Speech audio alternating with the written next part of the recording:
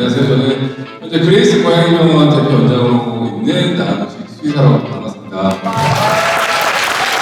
네, 안녕하세요. 놀러동물 행동 크리닉 EBS 세상에 나쁜 개는 없다에서 7년째 열심히 활동을 하고 있는 설채연 수의사입니다. 먼저 첫 번째 질문입니다. 설채연 원장님께 질문이고요. 저희 집 강아지가 올해 15살인데 배변 패드를 긁거나 찢어놓는 행동을 자주 보입니다. 왜 이런 행동을 하는지 궁금합니다. 너무 어려운 질문입니다, 사실은. 저는 그렇게 말씀드려요. 제가 강아지들의 모든 행동을 알고 아이들의 감정을 다 안다고 얘기하면 사기꾼이죠. 저는 나이가 먹기 전에는 어느 정도 예전에는 괜찮았는데 점점 나이가 들면서 행동이 변화하면 가장 먼저 체크해보는 거는 의학적 원인입니다. 혹시라도 몸에 아픈 곳이 있지는 않은지, 아니면 15살이라고 하면 우리가 가장 먼저 생각을 해봐야 될 거는 인지장애와 관련된 거죠. 물론 대형견들이 나이가 더 많이 먹기 때문에 그럴 수도 있기는 하지만 미국의 연구 결과를 보면 12살 이상의 30%, 15살 이상의 70%가 인지장애 증상을 가지고 있어요. 다른 인지장애 증상이 있는지 먼저 한번 확인을 해보시는 게 좋을 것 같고, 만약에 얘 심리적으로 인지장애가 아니라면 심리적으로 조금 생각해 볼 수 있는 건 뭔가 숨기려는 것 같다 라고 한다면, 동물들이 나이가 들면서 불안이 높아져요. 사람들도 그렇고 동물들은 과학적으로 보면 나이가 들면서 불안이 줄어드는 게 아니라 불안이 높아집니다. 자신의 흔적을 없애려고 하는 행동일 수도 있어요. 그래서 뭔가 내 냄새, 강아지들은 자아인지, 그러니까 나에 대한 표현을 보통 대변 배뇨로 하고 있는데 그런 것들을 더 이상 남기고 싶지 않다. 그렇다라고 하면 이런 행동이 조금 더 늘어날 수도 있습니다. 그래서 좀 더 종합적으로 판단을 해봐야 될 것 같아요. 어쩔 수 없는 에이징, 그러니까 노화의 과정일 수도 있겠죠. 다음 이제 나은식 원장님께 질문 드리겠습니다. 병원에서 받아온 약을 고양이에게 먹이려고 하는데 너무 똑똑하고 고집이 세서 쉽지 않습니다. 억지로 먹이려고 하면 바로 뱉어내고 간신히 먹이는데 성공해도 토해버리는 경우가 많습니다. 간식 약을 가루내서 섞어줘도 조금이라도 다른 점을 느끼면 역시 먹지 않고는 토해내버립니다. 이런 경우 고양이에게 약을 제대로 먹이는 방법이 있을까요? 강아지와 고양이의 가장 큰 차이점 중에 하나죠. 강아지는 항상 힘들어요. 강아지는 잘 먹잖아요. 이게 개알고 아니 당신이 캡슐에다가 약을 31분에 담아본 적 있나요? 있죠. 저도 있어요. 고양이 약 드시는 분들은 공감하실 겁니다. 보통 고양이들은 일반적인 자료약보다는 캡슐 조제를 보통 대부분 원하시고, 그만큼 고양이는 무조건 이제 캡슐을 통해서 약 투약이 일단은 필수적이긴 하죠. 그런 경우 있잖아요. 고양이들 특히 약 잘못 먹으면 어떤 상황이 생기나요? 캡슐이 이제 입에서 터지는 경우. 그럼 이제 약이 이제 터지면서 얘가 더욱더 싫어해지고 막 포도송이라고 막 지금 줄줄 흘리면서 걔는 그런 경우 없잖아요. 개들도 많이 그래요. 그래요? 네. 저희 가장 힘든 게 그거잖아요. 이제 보호자랑 사이가 나빠지니까. 그게 제일 힘든 거예요. 그래서 고양이들한테는 최대한 스트레스 없이 약을 먹는 게 필요하기 때문에 이제 필건이라는 기구를 쓰기도 하죠. 캡슐을 넣어가지고 이제 쏘는 총 같은 건데, 그래서 항상 제가 추천하는 방법은 바로 캡슐 약을 쓰는 것보다는 저희는 이제 공캡슐을 먼저 좀 드리고요, 같이. 필건에 익숙해지는 연습이 필요한데, 모든 긍정방어라고 하죠. 좋은 맥락에서 아이들이 학습을 해야 되니까 필건에다가 이제 제일 좋아하는 추루 같은 거 옆으로 붙여가지고 이제 핥아먹는 연습 일주일 정도 하고, 그 다음에 공캡슐을 드리면 그거를 같이 또 핥아먹는 연습하고, 그게 되면 가운데로 쏘는 것보다는 고양이들은 옆으로 보면 이렇게 어금니 사이에 공간이 좀 있거든요. 그래서 그쪽으로 넣어서 빠르게 3초 안에 잽싸게 약간 공캡슐이 성공이 된다, 편하게 핥아먹고, 그러면 이제 본격적으로 약 투약을 해보시라고 하는데, 여기서 또 중요한 게 그거죠. 이러려면 이제 간식을 제한 간식을 줘야 돼요. 제한 간식을 줘요. 이 시간에는 이 교육에는 보상이 따른다. 그렇게 교육을 하면은 조금 원활하게 할 수 있지 않을까. 저희 집 강아지는 산책할 때 다른 강아지가 다가와 인사를 하면 얌전히 잘 반응하는데 반대로 인사를 하지 않고 지나가는 경우에는 크게 짖습니다. 왜 이런 행동을 보이는지 궁금하고 그런 행동을 고칠 수 있는 방법이 있을까요? 이거는 조상생 강아지가 꼰대 아닌가요? 꼰대? 저는 우선 진짜 강의를 다닐 때 항상 드리는 말씀이 있는데 사람도 못하는 걸 개들에게 바라지 말자. 그 중에 하나가 산책할 때 처음 만나는 개가 왜 친구예요? 전 이거에 대해서 생각해 보셨으면 좋겠어요. 산책할 때 처음 만나는 개는 개들끼리 원래 절대 친구는 아니에요. 근데 조다빈 선생님의 강아지는 약간 반대예요. 얘는 태어나길 노홍철 형님처럼 태어나요. 근데 문제가 뭐냐면 동물의 행동을 분석하고 그걸 이해할 때 가장 중요한 것 중에 하나가 좌절감입니다.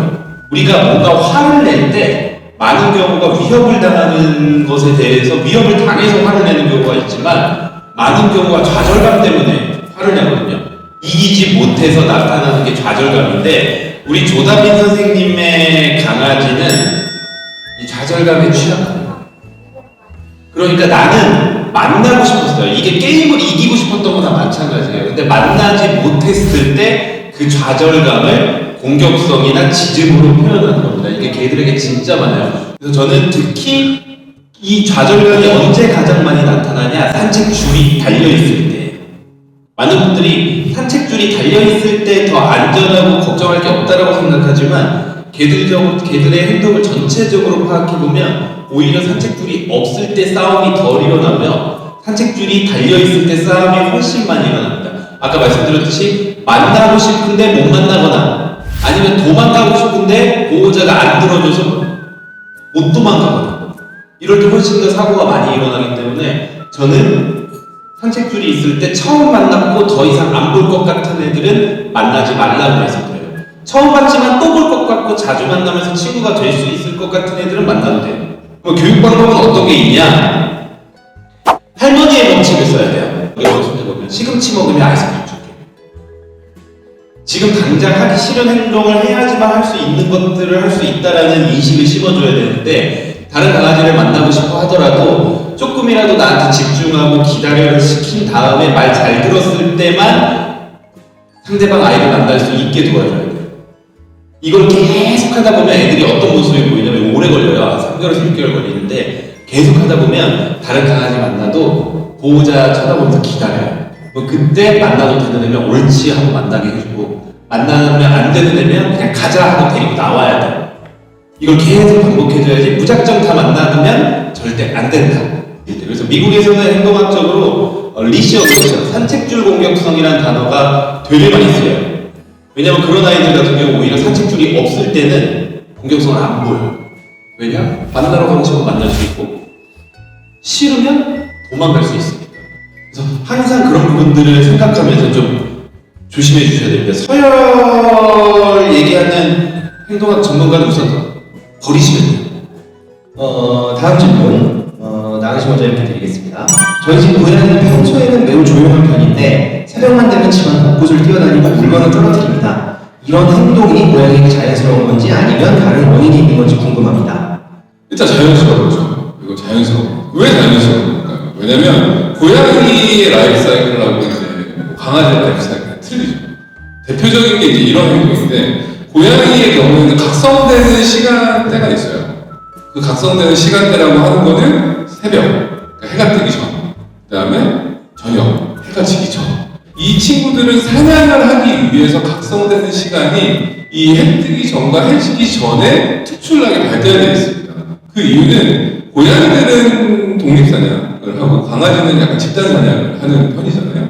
그러다 보니까 혼자 사냥을 할 때 사냥감들이 가장 보이기 쉽고 자기가 잘 잡을 수 있는 시간대. 그래서 고양이들은 새벽 5시에서 6시, 저녁 6시에서 7시 이때는 각성되는 시간이 또 본능적으로 발달된다고 보시면 돼요. 근데 이게 사람들과 살다 보면 힘들죠. 왜냐면 우리는 뭐 10시, 11시, 아니면 늦게 자더라도 12시쯤 자서 아침 6시에서 8시 사이에 보통 기상을 하시잖아요. 근데 이 5시에 막 고양이가 와서 뭘 떨어뜨린다던가 갑자기 내 정수를 계속 칼르트다던가 내가 귀찮다던가 이런 상황들 각성이 되는 시간들 때문에 조금 힘들 수 있어요. 그래서 보통은 이런 걸 좀 개선시키기 위해서 몇 가지 방법들을 쓰는데 하나는 이 아이가 지금 다른 거를 만든다는 거는 이제 할 게 없는 거죠. 그러니까 사냥거리가 없는 거예요. 그러다 보니까 내가 재밌다라고 생각하는 거. 호기심 있는 것들을 떨어뜨린다던가 관심을 가지면서 좀 갖고 놀려고 하는 사냥놀이의 하나이기 때문에 보통 자는 동안에 먹이 장난감이라던가 이 에너지를 풀 수 있는 장치들을 배치해놓고 주무시는 게 하나의 방법이고, 두 번째는 사람하고 같이 라이프 사이클을 좀 맞추려면은 뭐 강아지 개도 항상 얘기하잖아요. 피곤할 때가 어떻게 행복한 게 있다. 그렇죠. 피곤한 게가 아니고 똑같아요. 고양이도 피곤한 고양이가 잠자지 않고 같이 잘 일어나거든요.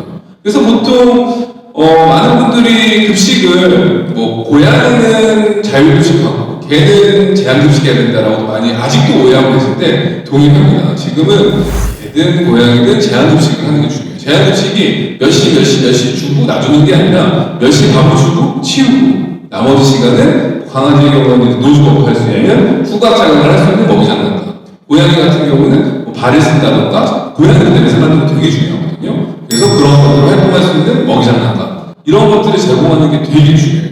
그래서 밥그릇은 치워야 돼요. 고양이들 주고 그 나머지 시간은 먹이 장난감이나 행동 유발 장난감이라고 해서 제가 항상 이제 보물찾기를 많이 해주려고 하는데, 간식 같은 것들을 여러 군데다가 대치, 뭐 휴지심 같은 거 구겨가지고 넣어놓고 주무시면 아이들이 일어난다고 하더라도 그거 찾으러 다닐 거고, 그 다음에 자기 전에 많은 고열량의 보상을 해주시면 돼요. 그냥 해주시면 안 되고, 사냥놀이들 주무시기 전에 많이 하니까 낚싯대 흔들면서 이렇게 잡으면 보상해주고, 그 다음에 뭐 습식이라든가, 그 다음에 뭐 번식이라든가 이런 것들을 좀 최대한 많이 40% 가까이 주면 아이들이 먹고 보통은 그루밍하고 푹 자요.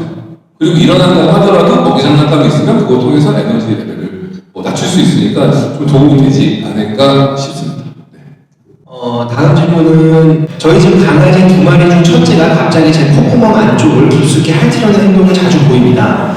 이게 첫째의 사랑 표현 방식인 것 같은데 정확히 어떤 의미일까요? 최근엔 둘째도 이 행동을 따라하는 모습이 보이는데 어떻게 이해할지 궁금합니다. 이건 제가 먼저 좀 컨설팅을 해드리자면 소희쌤이 코딱지가 많은 거 아닌가요? 실제로 어느 정도 일리 있을 수도 있습니다. 얘네들은 새로운 냄새에 되게 이 매력을 느끼거든요. 조금 자기가 평소에 잘 못 느껴보던 냄새에 매력을 느껴서, 강아지들 조심하셔야 돼요. 시골에 데리고 가다 소농장 틀어놓으면 난리 납니다. 소통이 뒤물고 막 이래요. 그리고 우선 얼굴 주변을 핥는다는 건 사실은 뭐 사랑의 의미이긴 합니다. 이게 이제 우리가 생각하는 사랑의 의미 뭐냐면, 어렸을 때 모견의 입 주변, 얼굴 주변을 핥으면 모견이 실제로 본능적으로 뭔가 먹을 걸 준다거나, 이걸로 시작을 해서 이 강아지들이 계속 내가 좋아하는 사람한테 뭔가 바라거나 할 때 이런 행동을 하는 게 이제 습관이 돼서 계속 나타날 수 있어요. 그래서 기본적으로는 좋아하지 않는 동물을 하지 않습니다. 그래서 좋아한다라고 보시면 되는데, 저는 이게 되게 중요할 것 같아요. 소희쌤 어디 계세요? 처음에 좋았는데 이제 점점 싫어지세요? 처음에는 좋았는데 네. 강도가 점점 좀 세져. 저는 이게 되게 중요한 것 같아요. 그래서 제가 항상 어떤 문제점을 들고 오시면 가장 보호자님들한테 여쭤보는 게 있어요. 보호자님은 괜찮으세요? 그 행동이 괜찮으세요? 라고 여쭤봐요. 괜찮다라고 하면 전 이 세 가지 요건만 충족되면 그 누구의 말을 안 들어도 된다고 말씀드리거든요. 건강적인 것 빼고 행동학적인 것만 연관되어 있을 때 내가 괜찮고 반려견이 괜찮고 남한테 피해만 안 주면 뭘 해도 괜찮다는 거예요. 지금 그 행동도 그래서 여쭤본 거예요. 애는 괜찮을 것 같고요. 남들한테 피해주는 행동은 아니에요. 근데 우리 보호자가 괜찮냐 안 괜찮냐니까 이게 싫다고 했죠. 그러면 고쳐야 되는 거예요. 근데 많은 분들이 문제가 뭐냐면 이런 행동을 고치려고 할 때 어느 정도 허용하다가 못하게 해요. 근데 얘네는 그걸 헷갈리는 거예요. 안 되면 처음부터 안 돼야 돼요. 허용을 해주다가 중간에 야 하지마 이래버리면 얘네 입장에 지금까지 됐잖아.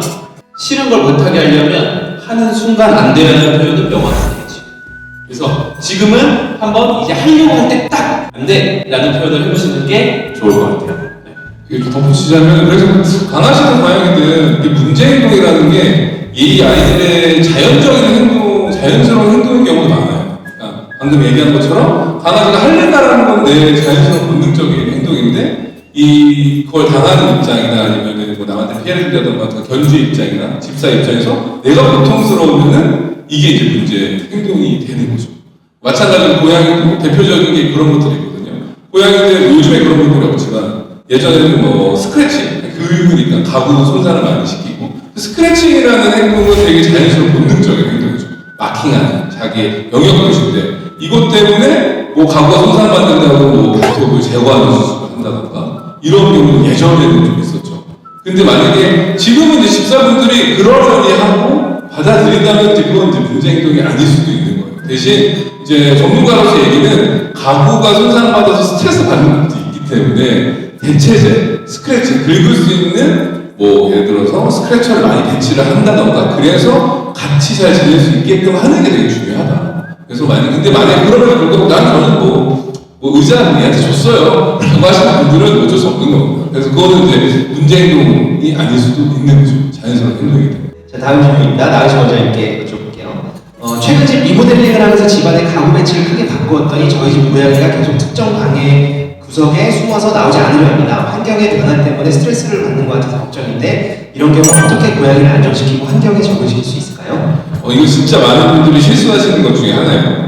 고양이가 살다 보면은 1인 가구가 많이 살고, 그 다음에 이제 좁은 공간에 있다가 뭐 이사를 간다던가, 아니면 집 환경을 좀 제대로 꾸민다던가 하면 가장 먼저 하는 실수가 뭐냐면 고양이 물건을 싹 갖고 와요. 새 걸로. 그럼 애들은 당황합니다. 일단.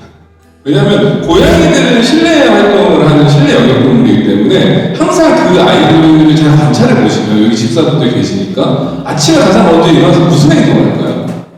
고양이는 비비기부터 시작해요. 왜냐하면 비빈다라는 행위는 이 페로몬이거든요. 물론 강아지가 페로몬이 좀 일부 있긴 하지만 고양이의 페로몬은 강력한 영역 표시의 일환이고 이 페로몬을 늦춘다라는 게 고양이한테는 하루에 되게 의식 활동 중에 하나죠. 그래서 아침에 일어나면 보호자한테 비벼, 아니면 모서리에 비벼, 그 다음에 뭐 화장실도 내가 소중하니까 내 화장실 가서 비벼. 그러니까 이 비비는 활동, 페로몬을 묻히는 활동을 계속 하는 거죠. 뭐 아니면 동고묘가 있으면 동고묘한테도 비벼. 근데 이사를 해서 리모델링을 했다. 페로몬이 날아간다. 그리고 이게 이 환경이 너무 낯선 거예요. 나는 갑자기 대한민국에 있다가 갑자기 아프리카에 떨어진 느낌. 낯선 환경이에요. 그러니까 무서워. 공포심이 생기는 거죠. 공포심이 생기면 세 가지 것 중에 하나를 해요. 고양이든 강아지든. 하나는 일단 얼어버려요. 그냥 숨습니다. 숨어버리죠. 아니면 도망가서 숨는 행동을 한다던가. 마지막은 이것도 아니고 공격성을 갑자기 보이는 듯이 있어요. 이 상황이 너무 낯설고 공포심이 생기기 때문에. 그래서 이런 분들한테 제안드리는 거는 단계적인 고양이의 물건이나 뭐 가구들을 교체하시라고 얘기를 드리죠. 잘 아실 거예요. 고양이 감염가정 중에는 간혹 한 마리만 병원 검진받고 가거나 입원했다 가면 둘이 갑자기 싸운다던가 이런 경우가 생기는 게 자신이 막힌 페로몬을 붙여놨던 상대방이 너무 낯설게 느껴지면 이게 공격성 또는 도망가서 숨거나 얼어버리는 상황이 생길 수 있기 때문에 항상 기억하실 게 집사분들은 워낙에 강아지 견주분들도 마찬가지지만 자기 아이를 사랑하는 마음이 많다 보니까 좋은 걸 주려고 해서 이렇게 리모델링 하거나 이사하면 새 걸로 싹 바꾸거든요. 그러지 마시고 단계적으로 하나씩 그래서 스크래처 같은 경우도 대표적인 게 아까 마킹 하는 거라고 했잖아요. 스크래처를 바꿔줄 때도 하나를 다 썼으면 바로 새 걸로 넣는 게 아니라 하나가 다 써질 것 같으면 옆에다가 스크래처를 하나 두고 이걸 좀 사용감이 조금 생기면 그 다 쓴 거를 버리는 것을 추천드립니다. 그래서 이거 참고하셔서 아이를 좀 개선시키면 좋겠고 일단 지금 무섭다라고 한다면은 좀 시간이 좀 걸릴 거예요. 아이들은 보통 뭐 하루 걸리는 데도 있고 일주일 걸리는 데도 있고 뭐 2주 걸리는 데도 있고 하지만 좀 너무 아이가 스트레스 받는다 그러면 병원에서 약 처방 받는 것도 신경안정제라든가 약의 도움을 받는 것도 도움이죠. 한 일주일 정도 먹으면 보통 많이 개선되기 때문에 약의 도움을 받는 게 나쁜 건 아니다라고 생각이 듭니다. 오늘 수고해주신 두 원장님께 큰 박수 한번 부탁드립니다.